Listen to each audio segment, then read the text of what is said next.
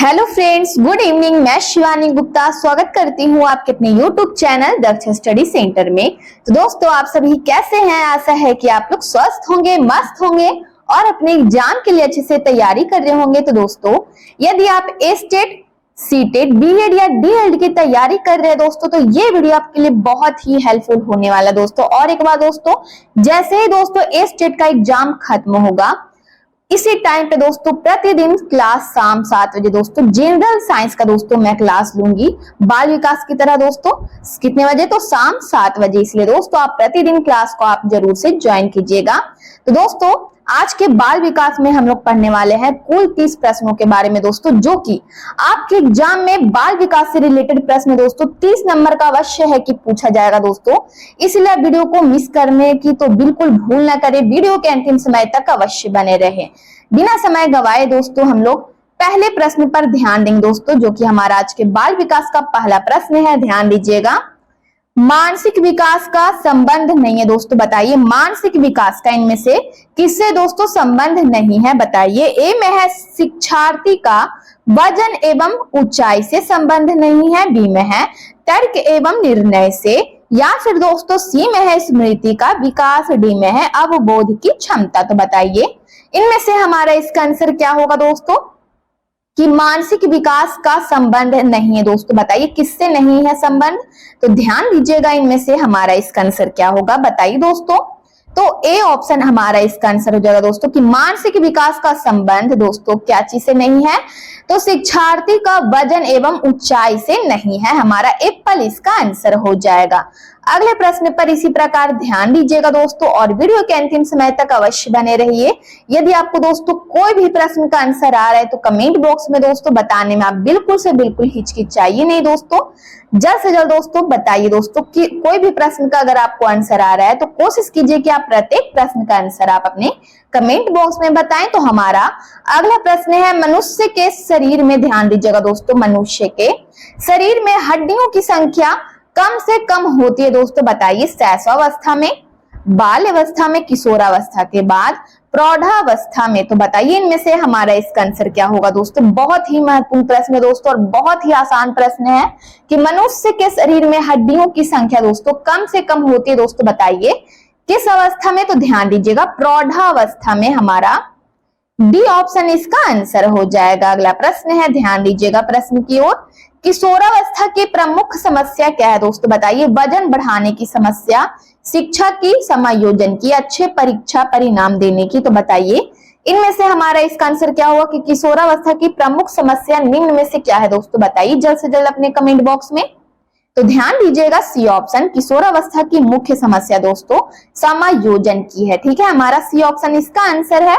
अगले प्रश्न पर इसी प्रकार ध्यान दीजिएगा। किशोरावस्था बड़े संघर्ष, तूफान और विरोध की अवस्था है दोस्तों। यह कथन किसका है दोस्तों? बताइए कि किशोरावस्था बड़े ही संघर्ष, तूफान और विरोध की अवस्था है। यह किसने कहा है दोस्तों? बताइए यह कथन किसका है? स्किनर का है, या फिर दोस्तों ध्यान दीजिएगा स्टेनली हॉल का है, E.A. किलपैट्रिक का है, या फिर दोस्तों थॉर्नडाइक का। तो बताइए इनमें से हमारा इसका आंसर क्या होगा दोस्तों? बताइए किसने कहा है कि किशोरावस्था बड़े संघर्ष, तूफान और विरोध की अवस्था है दोस्तों? बताइए किसने कहा है? किस मनोवैज्ञानिक ने कहा है? तो ध्यान दीजिएगा यह कथन दोस्तों, ध्यान दीजिएगा स्टेनली हॉल का है यह कथन है।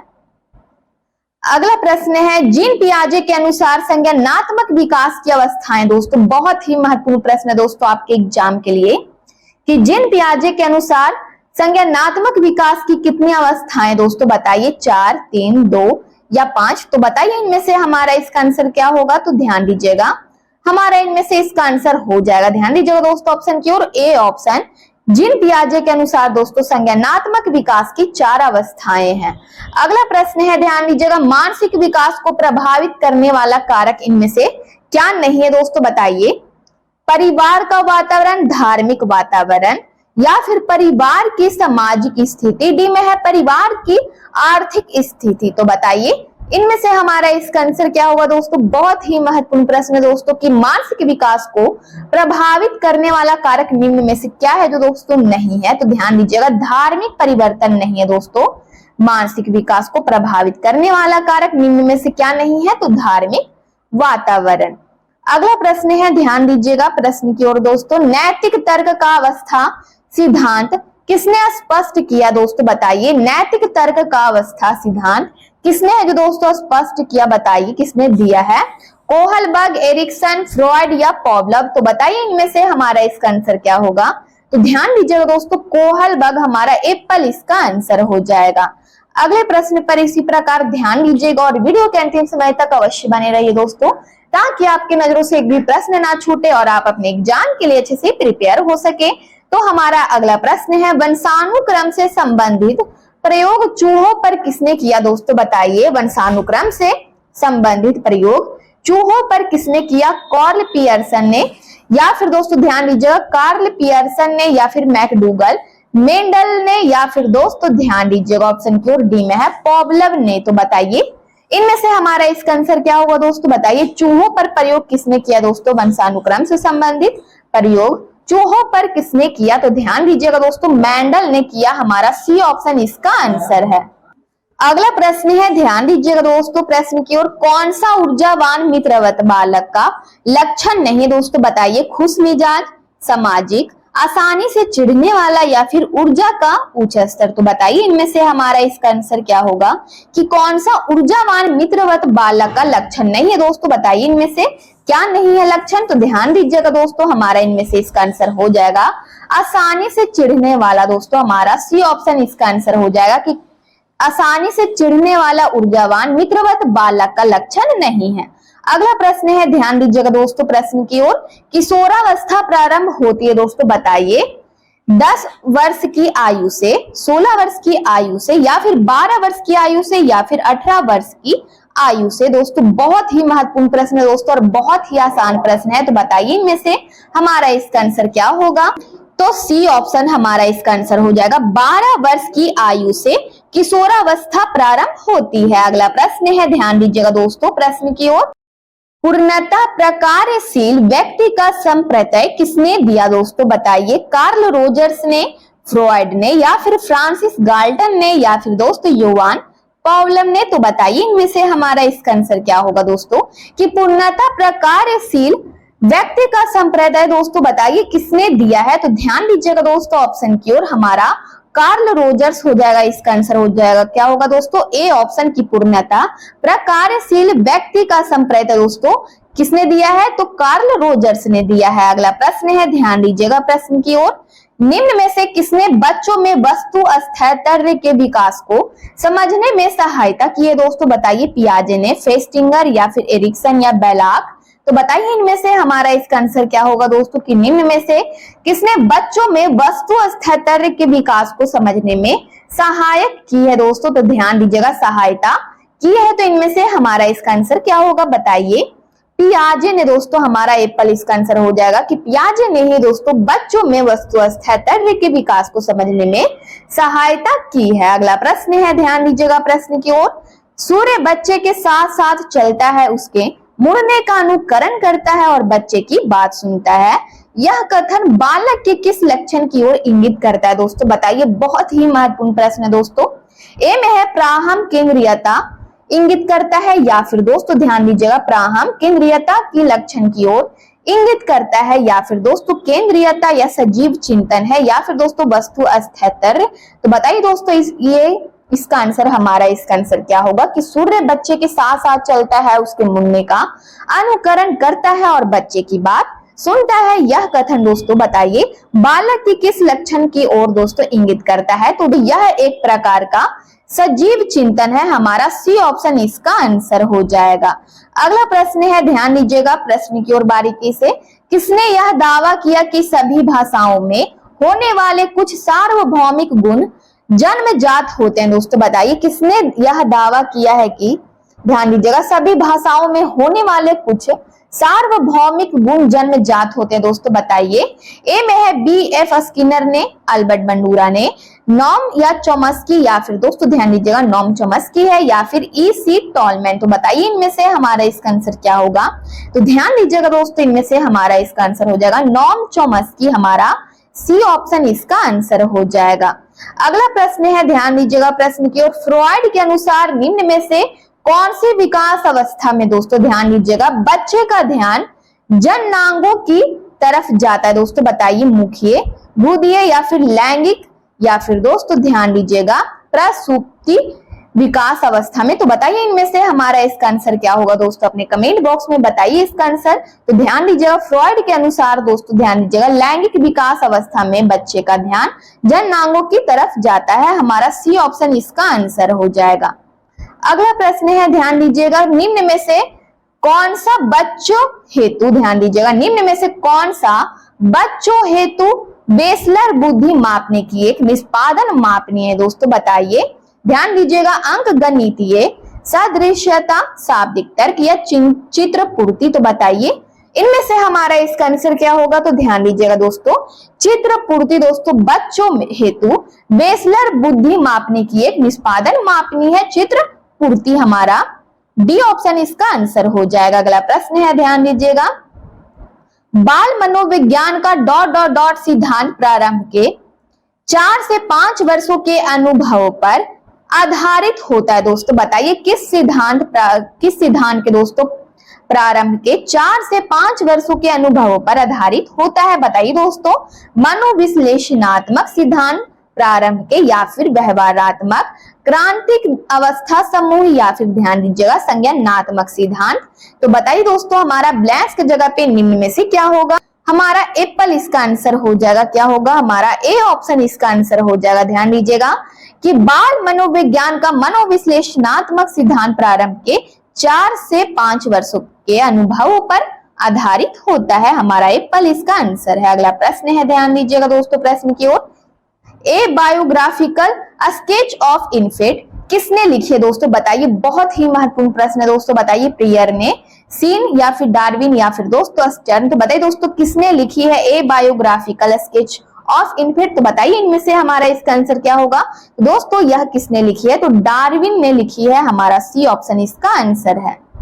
अगला प्रश्न है मानकीकृत परीक्षण का अर्थ क्या है दोस्तों, बताइए। विश्वसनीयता, वैधता, मानक या उपयुक्त सभी। तो बताइए इनमें से हमारा इसका आंसर क्या होगा कि मानकीकृत परीक्षण, ध्यान दीजिएगा मानकीकृत परीक्षण का अर्थ आखिर के है क्या दोस्तों। तो ध्यान दीजिएगा हमारा इनमें से इसका हो जाएगा विश्वसनीयता भी है दोस्तों इसका अर्थ, वैधता, मानक अर्थात हमारा डी ऑप्शन इसका आंसर हो जाएगा उपयुक्त सभी।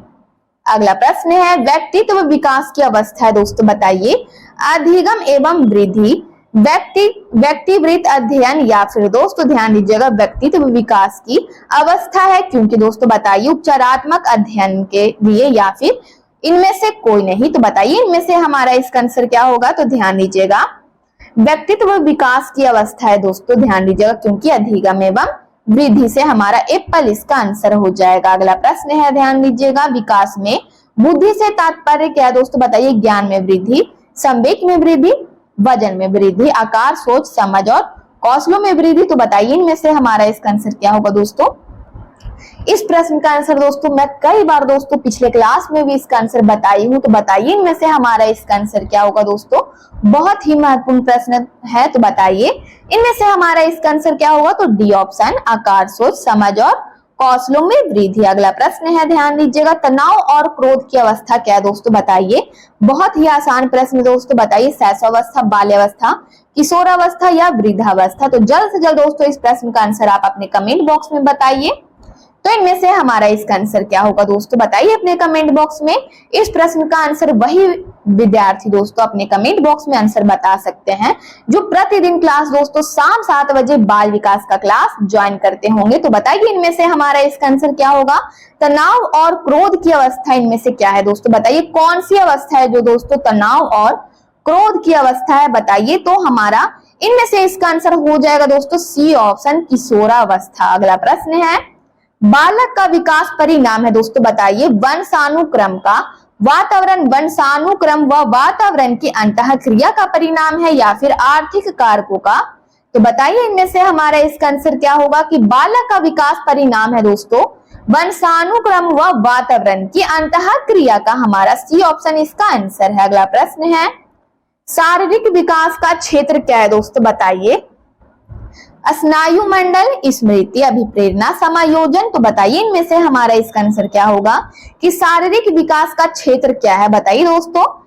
तो ध्यान दीजिएगा स्नायु मंडल है दोस्तों, शारीरिक विकास का क्षेत्र क्या है, स्नायु मंडल। अगला प्रश्न है श्याम पट पर लिखते समय, यहाँ पर क्या होगा दोस्तों, श्याम पट पर लिखते समय सबसे महत्वपूर्ण क्या है बताइए, अच्छी लिखावट का होना जरूरी है, या फिर लेखन में स्पष्टता, या फिर दोस्तों ध्यान दीजिएगा बड़े अक्षरों में लिखना, छोटे अक्षरों में लिखना। तो बताइए इनमें से हमारा इसका आंसर क्या होगा। श्याम पट पर लिखते समय दोस्तों सबसे महत्वपूर्ण दोस्तों इनमें से क्या है, तो ध्यान दीजिएगा अच्छी लिखावट का होना जरूरी है, हमारा एप्पल इसका आंसर है। अगला प्रश्न है शरीर के आकार में वृद्धि होती है दोस्तों, बताइए क्योंकि, बताइए दोस्तों क्यों होती है शरीर के आकार में वृद्धि होती है, क्योंकि दोस्तों बताइए शारीरिक और गत्यात्मक विकास के कारण, संवेगात्मक विकास के कारण, या फिर संज्ञानात्मक विकास के कारण, डी में है नैतिक विकास के कारण। तो बताइए इनमें से हमारा इसका आंसर क्या होगा